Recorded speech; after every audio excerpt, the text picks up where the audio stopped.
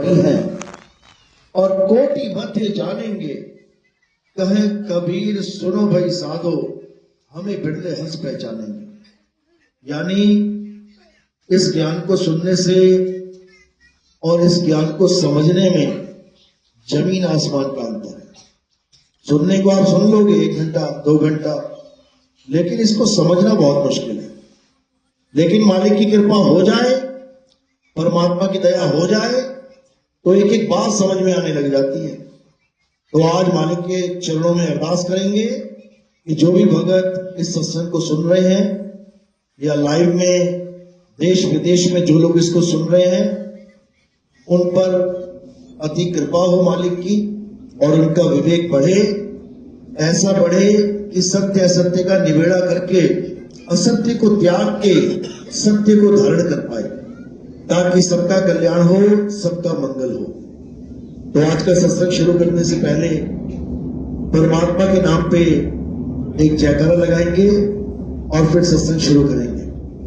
बोलिए परमपिता परमात्मा की, सदगुरु बंदी छोड़ कबीर साहिब की, सदगुरु मदन पति साहिब की, दीवान जोहार पति साहिब की, सदगुरु दुल्लभ पति साहिब की, सदगुरु वैराग पति साहिब की, कलीनापुर धाम की, सभी संतों की, आए हुए भक्तों की, इनके माता पिता की, इनके बाल गोपाल की, इनके गुरु पीरों की, सकल हंस को बंदगी, साहिब बंदगी सतनाम।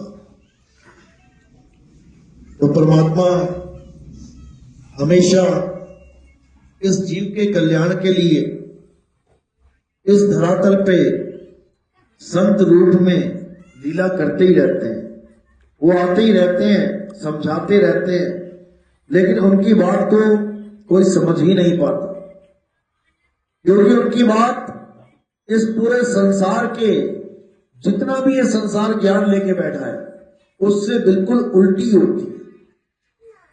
संसार कहता है पश्चिम को देखो, तो कबीर साहब कहते हैं पूरब को देखो। संसार कहता है ऐसे करो, तो कबीर साहब कहते हैं ऐसे मत करो। जहां संसार अपना माथा फोड़ रहा है, कबीर साहब वहां पर हर जीव को मना कर रहे हैं कि मत करो ये। इसलिए ये ज्ञान बड़ा विपरीत लगता है कि ये तो हमारे धर्म के खिलाफ बोला जा रहा है, जबकि सत्य क्या है कि वो धर्म को जानते तक नहीं है। जो धर्म के ठेकेदार बन गए हैं, वो धर्म को पहचानते ही नहीं है। जो धर्म की बातें करते हैं, वो सत्य सनातन को जानते ही नहीं है, जो सत्य सनातन का परचम लहरा रहे हैं। तो आज उस सत्य सनातन को जानेंगे, उस अखंड अविनाशी को जानेंगे और अपने जीव का कल्याण करेंगे। तो क्या कहते हैं साहिब कि जब तक तुम्हारे जीवन में पूर्ण गुरु नहीं आ गया, गुरु तो बहुत है इस संसार में, गुरु ही गुरु है, भरा पड़ा है ये संसार गुरुओं से, लेकिन सतगुरु कहते पूरे संसार में एक होता है। वो पूरे संसार में एक होता है और पूरे संसार से न्यारा ज्ञान दे देता है, तुम्हें संसार से ही अलग कर देता है। करूं जगत से न्यारा साधो, करूं जगत से न्यारा। सारी दुनिया एक तरफ और सतगुरु का ज्ञान एक तरफ। बाकी गुरु क्या कह रहे हैं? नाम जपो, नाम जपो, नाम जपो। और सतगुरु क्या बोलेगा? नाम छोड़ो, नाम छोड़ो, नाम छोड़ो।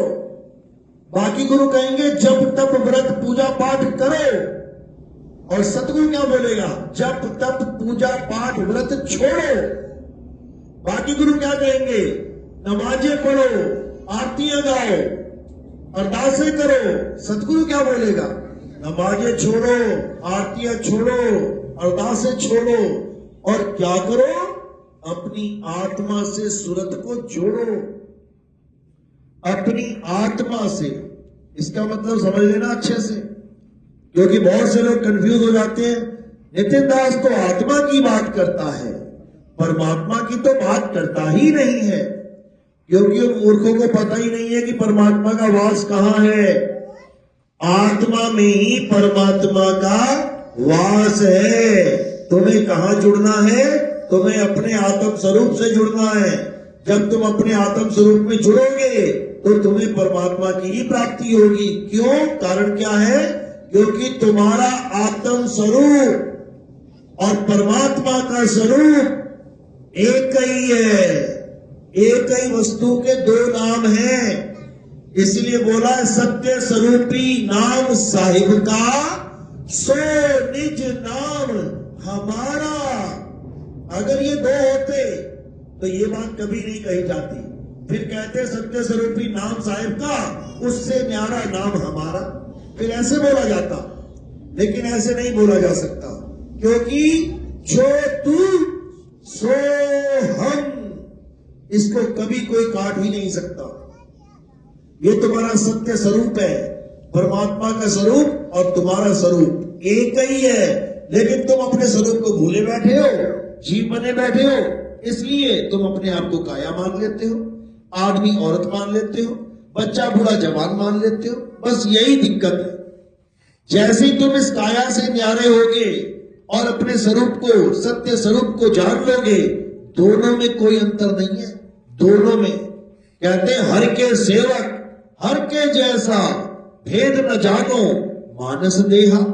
यानी हरि यानी परमात्मा और परमात्मा का सेवक यानी उसका भगत, दोनों एक ही है। हरि का सेवक हरि के जैसा, भेद नहीं है उसमें कि कोई कहे आत्मा ऐसी होती है परमात्मा वैसा होता है। बिल्कुल नहीं। संतों ने समझाया आत्मा सो परमात्मा। लेकिन ये ज्ञान किसको दिया जा रहा है? जीव को। जीव ही इस ज्ञान को समझ के पीव हो जाएगा। बहुबंधन में बांधिया एक बेचारा जीव, केवल छूटे आपने जो न छुड़ाए पीव। कहते खुद नहीं छूट सकता ये जीव, जब तक इसको पीव ना छुड़ा दे। तो पीव कौन है? वो परमपिता परमात्मा ही पीव है। और ये जीव बंधन में है। दोनों में फर्क है। आत्मा तो दोनों है, जीवात्मा कह दो चाहे परमात्मा कह दो, आत्मा तो दोनों ही है। लेकिन एक जीव बना बैठा है और एक पीव है। तो क्या करना है? अब इस जीव को पीव बना देना है। कैसे बनाएंगे? कहते कोटि तो ब्रह्मा भय और कोटि भय ईश, साहिब तेरी बंदगी से ये जीव हुए जगदीश। जब सतगुरु मिल जाएगा तब ये जीव ही जगदीश हो जाएगा। कैसे? जैसे गंगा नदी समुद्र में मिलके समुद्र ही हो जाती है, उसके बाद उसे गंगा नदी कोई नहीं कहता। बस इसी प्रकार कहते आत्मा परमात्मा एको करे, अंतर की दुविधा अंतर मरे। यानी दो से एक करने वाला गुरु जब तुम्हारे जीवन में आ जाता है, उसके बाद कोई माया का जाल नहीं बचता। जब एक ही हो गए, अब बचा ही नहीं दूसरा कोई, शब्द ही हो गए। हम हैं शब्द शब्द हम माही, हमसे भिन्न और कछु नाही। जब तुमसे भिन्न कुछ रहा ही नहीं तो तुम्हें बंधन में डालेगा कौन? समझो बात को। यानी जब तक दो है तब तक बंधन है। जैसे तुम और हथकड़ी, बंधन है।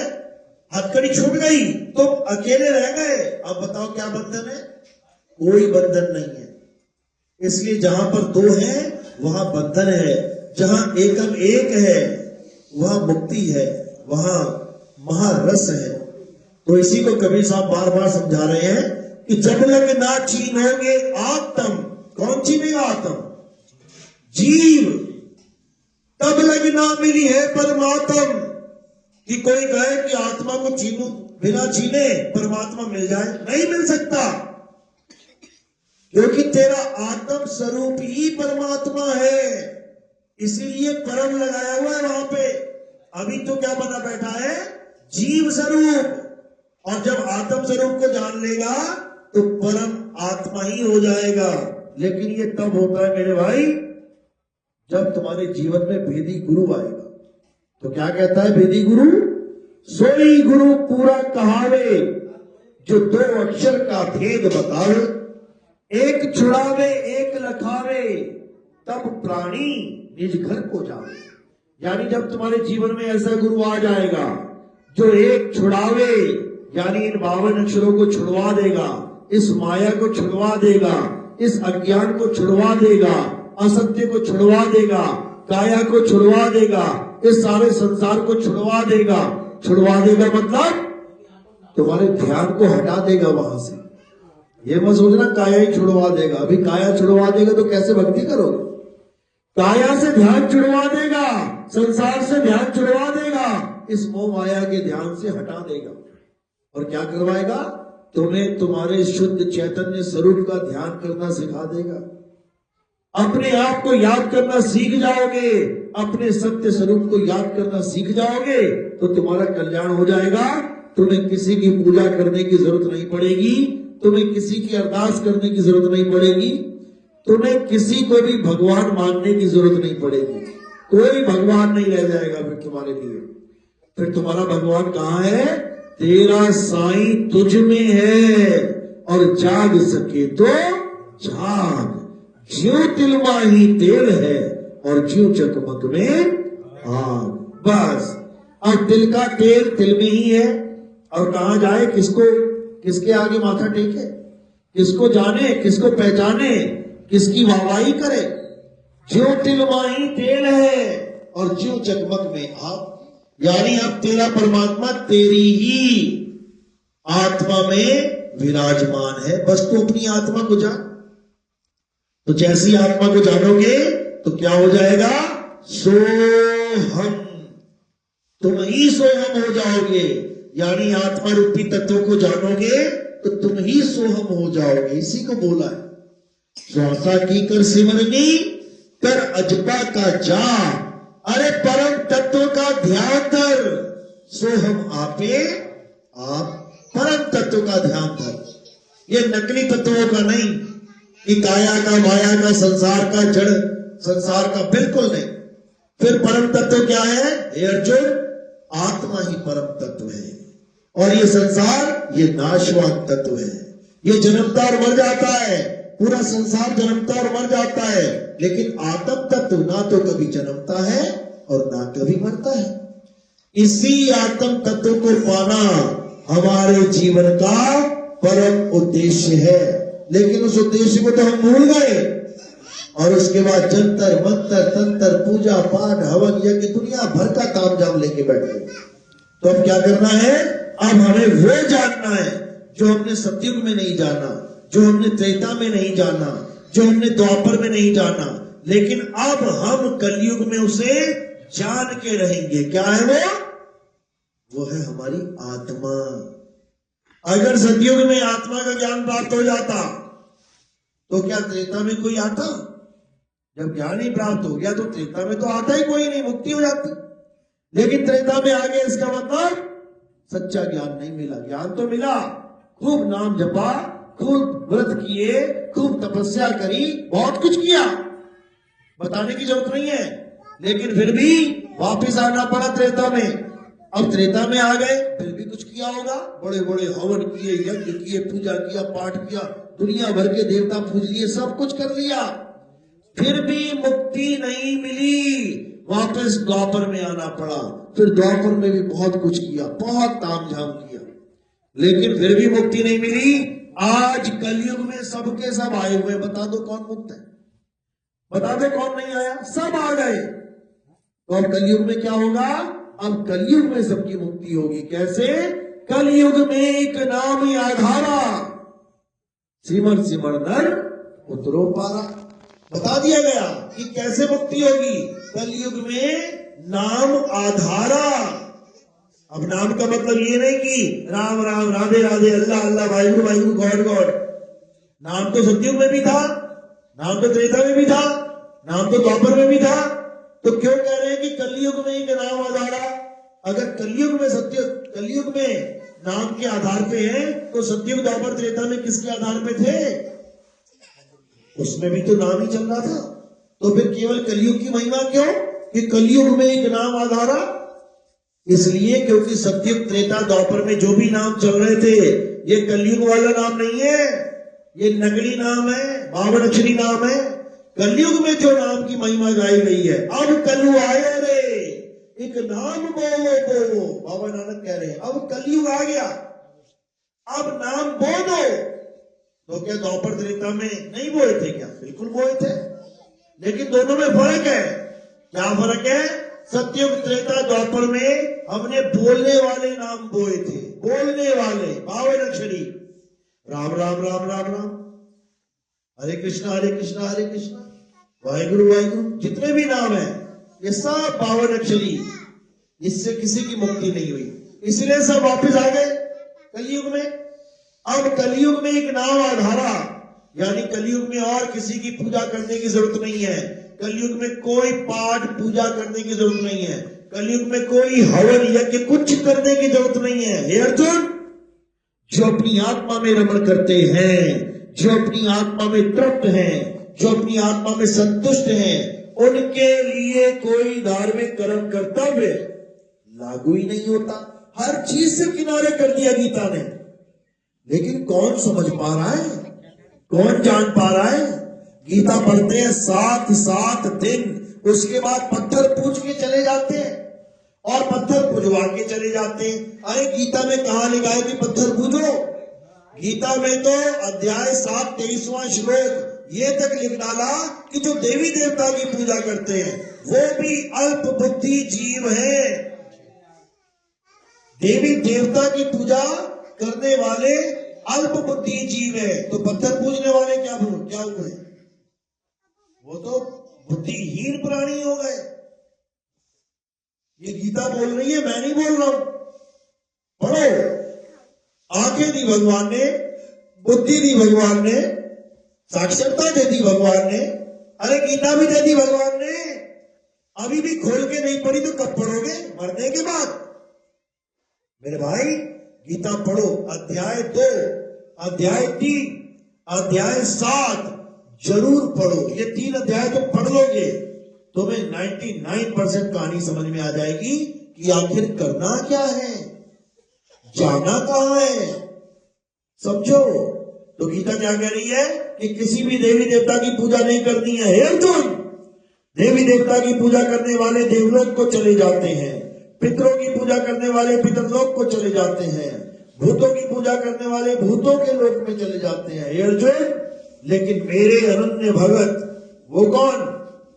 जो मुझे यथार्थ में जानते हैं, जो मुझे आत्मा करके जानते हैं, जो मुझे शरीर रूप में जानते नहीं बोला, बल्कि ये बोला जो मुझे शरीर रूप में जानते हैं वो मूढ़ बुद्धि है, वो मूर्ख है। जो मुझे सोचते हैं कि मैं 2 पैर, 2 हाथ, 2 आंख, 2 कान और ये बाल खाल हूं, नहीं हूं। मैं शरीर नहीं हूं, शरीर तो नाशवान है, मैं नाशवान नहीं हूं। हे अर्जुन, मैं अविनाशी आत्मा हूं। कहां समझ में आ रहा है किसी को? कहां समझ में आ रहा है किसी बाबा को? बड़े बड़े पंथ चला लिए, बड़े बड़े आश्रम बना लिए, बड़े बड़े मंदिर बना लिए भगवान कृष्ण के नाम पे, और कृष्ण जी क्या कहते रहे कि ये संसार से छूटना, इस संसार से निकलना ही हमारे जीवन का परम उद्देश्य है। और इन बाबाओं ने क्या उद्देश्य बना लिया अपने जीवन का कि बड़े से बड़ा मंदिर बनाएंगे, बड़े से बड़ा आश्रम बनाएंगे और इसके बाद संगमरमर लगवाएंगे। बताओ, संगमरमर चीख चीख के बोल रहा है कि प्रभु को छोड़ के मेरा संग करेगा तो मर मर, यानी एक बार नहीं कई बार मरना पड़ेगा। संग मर मर मर मर के तेरी हालत खराब हो जाएगी। इसलिए मुझसे मोह त्याग, ये आश्रमों का मोह त्याग, और क्या कर, उस प्रभु के धाम से मोह लगा। अरे नकली देश में कोई नकली मकानों से भी मोह करता है, असली देश के असली स्थान से मोह कर, अपने असली निज घर से मोह कर। तो कह रहे हैं सोई गुरु पूरा कहावे, 2 अक्षर का भेद बतावे, एक छुड़ावे एक लखावे, तब प्राणी निज घर को जावे। इसका मतलब अभी निज घर में नहीं है, अभी निज घर में नहीं है तो फिर कहां है? जो लोग ये कहते हैं कि संसार परमात्मा ने बनाया है, असल में वो इस संसार को निज घर मानते हैं, क्योंकि परमात्मा ने अगर कुछ बनाया है तो वो निजी तो है। लेकिन नहीं, ये संसार परमात्मा ने नहीं बनाया है। ये संसार किसने बनाया है? ये मन और माया की सृष्टि है। इसलिए संसार में जितने भी 2 नंबर का काम कर रहे हैं, इसलिए संसार में जितने भी भ्रष्ट हैं, इसलिए संसार में जितने भी चुस्त चालाक है, दूसरे को दोष देने वाले, दूसरे का नुकसान करने वाले, ये सब मजे कर रहे हैं। सब मजे कर रहे हैं, लाखों की गाड़ियों में घूम रहे हैं, करोड़ों रुपया जेब में धरा हुआ है, सारी ऐश कर रहे हैं, मजे कर रहे हैं। और जो सत्यवादी है, वो जो सच्चा इंसान है, वो धक्के खा रहा है। जो ईमानदारी की रोटी कमा रहा है, वो भूखा सो रहा है। तो क्या ऐसा देश है परमात्मा का? क्या परमात्मा ने ऐसा देश बनाया था जहां सारे भ्रष्ट महान दिखाई दे रहे हैं और सारे महान अति गरीब दुखी दिखाई दे रहे हैं? ऐसा परमात्मा का देश है क्या? कबीर साहब लताड़ रहे हैं, निरंजन धन तेरा दरबार। ये निरंजन का दरबार है, जहां तनिक नहीं न्याय विचार, वैश्या ओटे मलमल खासा, गले मोतियों के हार, और पतिव्रता को मिले ना खाती, सूखा निरस आहार। निरंजन धन तेरा दरबार। कहते धन है तेरा दरबार, जहां पर वैश्या ओटे मलमल खासा, 10 खसम बनाने वाली, 50 खसम बनाने वाली ऐश कर रही है, और एक पति पे जान निछावर करने वाली, कहते रूखा सूखा खा के ऐसा जीवन जी रही है, बिना शांति का, बिना ऐशो आराम का। तो देखने में लगेगा अरे ये तो गरीब नहीं है, ये तो दुखी है, ऐश का जीवन जिएंगे। ये है निरंजन का घर, ये है इस काल की नगरी। इस काल की नगरी ऐसी है कि सुख को दुख और दुख को सुख बना के दिखा देती है। यही दज्जाल का खेल बताया गया कुरान में। क्या बोलते हैं हदीसों में? कहते हैं जब दज्जाल आएगा तो क्या करेगा? सुख को दुख और दुख को सुख बना के दिखा देगा। यानी पापी को तो बना देगा ऐश करता हुआ सुखी, और पुण्यकर्मी प्राणी को बना देगा दुखी। तो जब तक ये नहीं समझ में आया कि ये काल का जाल है भाई, ये काल का जाल है,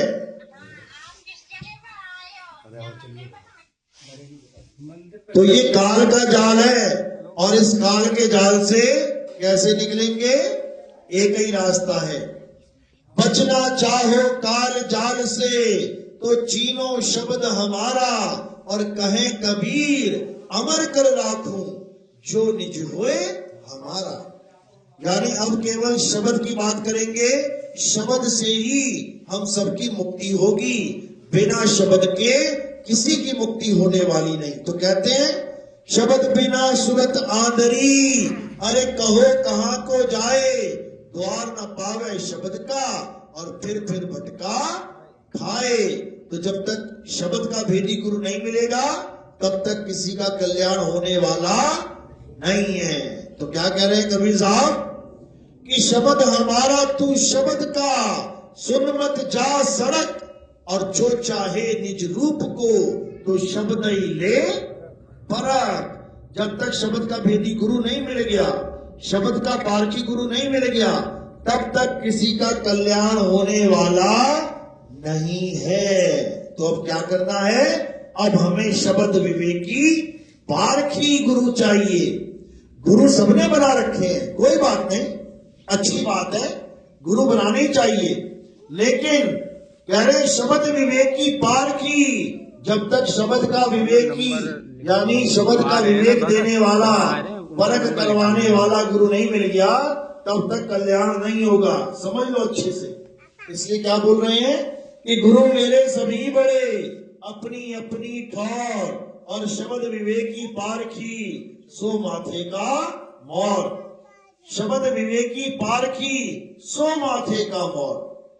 यानी तुम्हें बहुत से शब्द दिए होंगे गुरुओं ने, बहुत सारे, हिंदी के, पंजाबी के, उर्दू के, फारसी के दुनिया भर के नाम दिए होंगे, दुनिया भर के नाम जपे होंगे, लेकिन शब्द विवेकी पारखी, शब्द का विवेक देने वाला, परख कराने वाला गुरु तुम्हें जल्दी नहीं मिलेगा। कारण क्या है?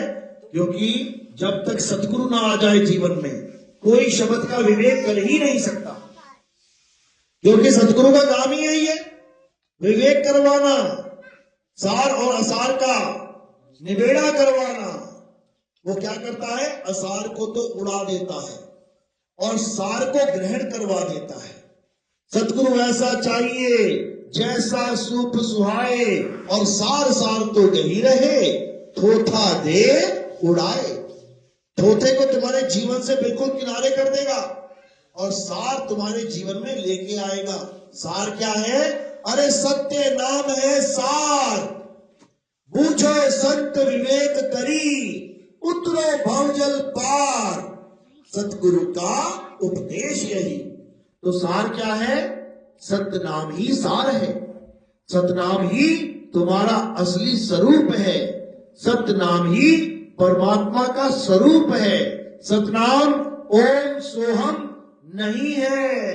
सतनाम कोई मंत्र जंतर नहीं है। सतनाम कोई 52 अक्षरी नाम नहीं है। सतनाम क्या है? सत्य नाम तुम्हारा स्वरूप है।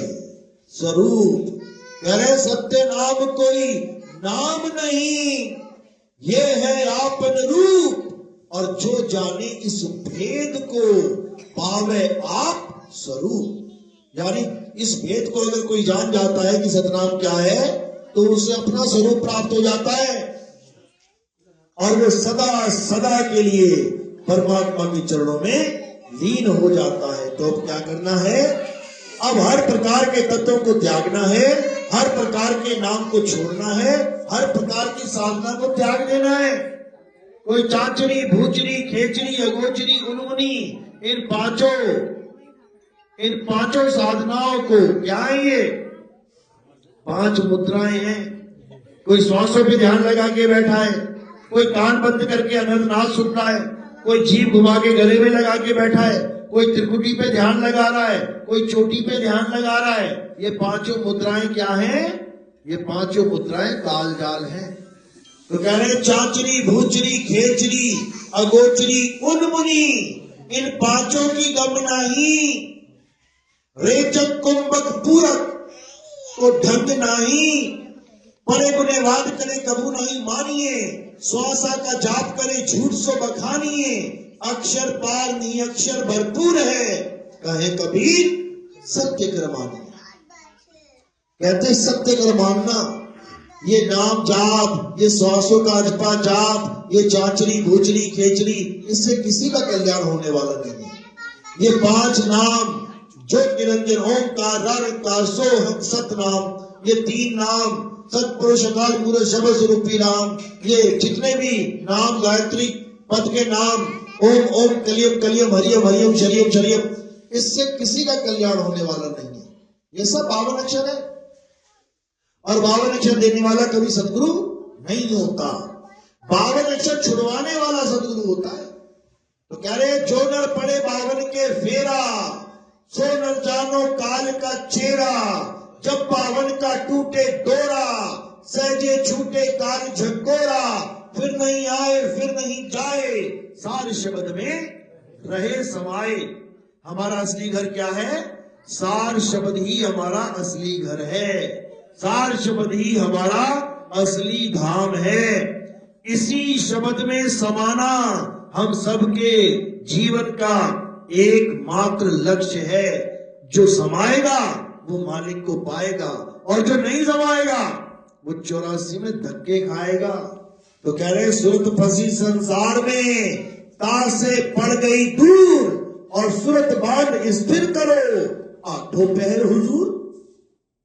यानी 8 पहर क्या करना है? ये मंत्र नहीं जपने हैं, ये 3 टाइम की संध्या आरतियां नहीं करनी है, ये 3 टाइम के मंत्र नाम जाप नहीं करने हैं। क्या करते हैं? 8 पहर हुजूर। 8 पहर एक ही काम करना है और वो क्या है? सूरत बांध स्थिर करो। ये परमात्मा का हुक्म है। यानी हमने अपनी सूरत को स्थिर करना है। कहां करना है? शब्द में स्थिर करना है। तो जब शब्द में सूरत को स्थिर करेंगे तो क्या हो जाएगा? सूरत समाए शब्द में, और वाको काल ना खाए। ये जाप मरे अजपा मरे, अनहद भी मर जाए। यानी जो संत जाप, अजपा जाप यानी सोहंग करवा रहे हैं, जो अनहद नाद, जो 5 तत्वों की 5 धुनों में उलझा के रखा हुआ है, कभी ढोल बजेगा, कभी नगाड़ा बजेगा, कभी शहनाई बजेगी, कभी बांसुरी बजेगी, कभी बीड़ा बजेगी। बताओ, इन्हीं आवाजों को परमात्मा की आवाज बना रखा है। अरे परमात्मा की आवाज ये नहीं है भाई, ये तत्वों की आवाज है, ये काल भगवान का जाल है। अनहद बाजा जम का थाना, 5 तत्व करे घमसाना। अनहद बाजा विधि विधि बाजे, सार शब्द न्यारी धुन बाजे। कहते हैं अनहद बाजा विधि विधि बाजे। ये जो अलग अलग तरीकों से बज रहा है, यही माया है। और जो परमात्मा का नाम है वो अखंड एक रस है, वो कभी बदलता नहीं है। उसकी विशेषता यही है, क्योंकि बदलने का काम किसका है? माया का। जो बदले सो माया संतों, जो बदले सो माया। अब इस माया से परे हमने अपने आत्म स्वरूप को जानना है। आत्म स्वरूप को जानने पर ही हमारा कल्याण होगा, हमारी मुक्ति होगी, क्योंकि आत्मा सो परमात्मा। बोलिए परमपिता परमात्मा की सदा ही जय हो। साहिब बंद की सतनाम। तो आज का सत्संग यही समाप्त करते हैं। और जो नाम दीक्षा वाले एक बार हाथ खड़ा